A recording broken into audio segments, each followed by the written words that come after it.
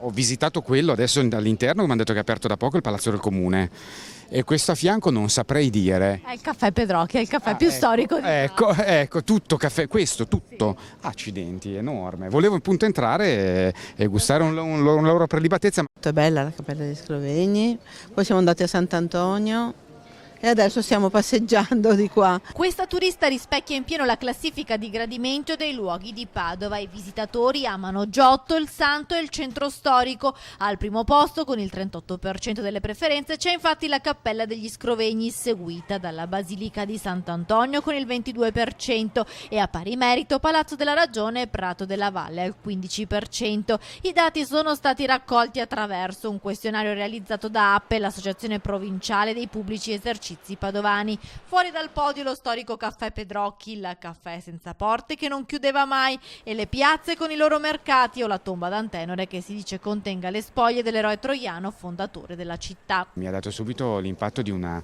città molto ridente, positiva e con gente a mio giudizio anche molto cordiale. In provincia invece attraggono i colli euganei, le città murate e le terme, ma se i monumenti sono la componente padovana che più seduce i turisti, non è da meno l'aspetto culinario. Ecco allora che bigoli, baccalà, risotti, soppressa, prosciutti e pasta e fagioli sono i piatti che conquistano maggiormente, accompagnati ovviamente dai vini locali.